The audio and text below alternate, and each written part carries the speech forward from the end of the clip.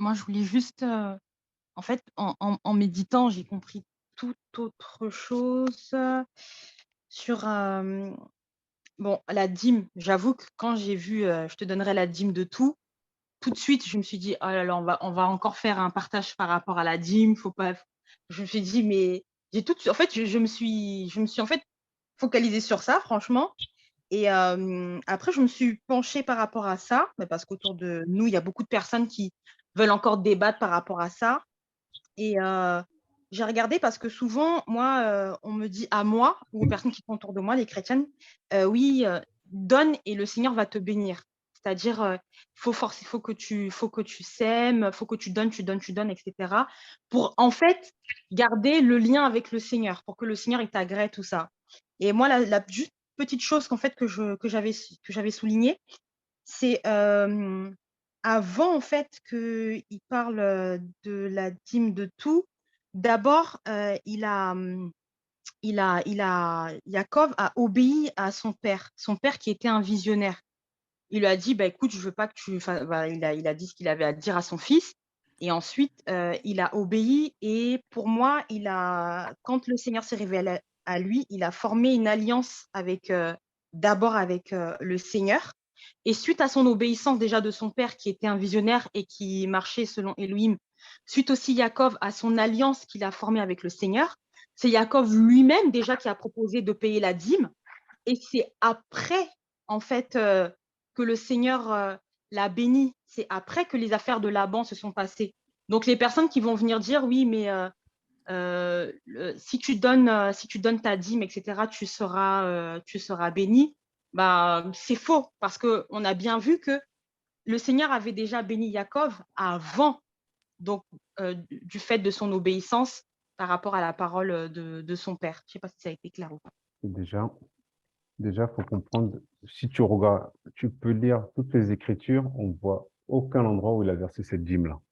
Parce qu'il dit quoi? Mmh. Si tu te rappelles bien le passage dans Genèse 28, il dit: «Si je retourne de mon voyage», hein, il dit ça, c'est ça la condition. Donc c'est une condition, c'est Mmh. conditionnel. Oui. Il a fait combien de temps avec eux pour, après combien de temps chez Laban il a eu, Léa en tout 1er? 7 ans, 7 ans. 7 ans, Rachel, il a eu combien de temps après?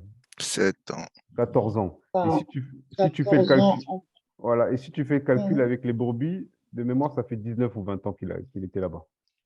Mmh, Donc, ouais, 20 ans. donc s'il a Ouais, il donné a la, ajouté 6 ans, je voilà, donc ça fait 20 ans alors. Donc si tu fais le calcul, crois. c'est au bout de 20 ans que potentiellement, il n'y a aucun endroit où il est marqué qu'il a donné réellement cette dîme-là. Au bout de 20 ans qu'il a donné cette dîme. 20 ans après. Déjà pour ceux qui veulent prendre ce passage-là. Et en plus, il est, eux, ils parlent que de bénédiction, parce que même quand on t'explique ça, c'est que bénédiction, on dirait que c'est que l'argent. Donc, Mmh. voilà, c'est que c'est que les pièces de monnaie.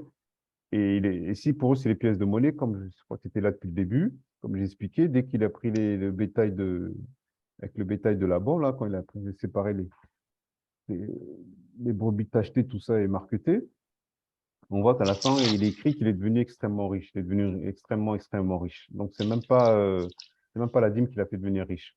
C'est Donc, ça. C'est ça, en donc, fait, c'est de comprendre que c'est pas la dîme qui l'a fait devenir pas riche, du ça n'a tout. rien à voir.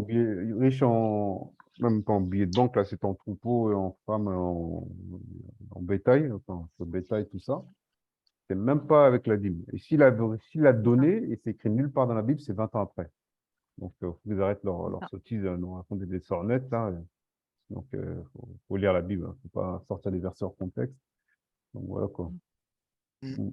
Moi, de toutes les façons, quand quelqu'un vient me parler de la dîme, je lui dis que si tu veux respecter la dîme, respecte toute la Torah. Donc, tant que tu ne respectes pas toute la Torah, ne me parle pas de la dîme. Point Mm. final. Tu Mm. fermes le débat et puis on passe à autre chose. Parce que Mm. c'est bien beau de prendre que ça et de laisser tout le reste. Dans ce cas, il faut aller sacrifier à Jérusalem, il faut aller faire tout ça, il faut aller voir le grand prêtre pour les sacrifices, il faut aller chercher les Lévites, tout ça. Il faut faire tout bien comme il faut.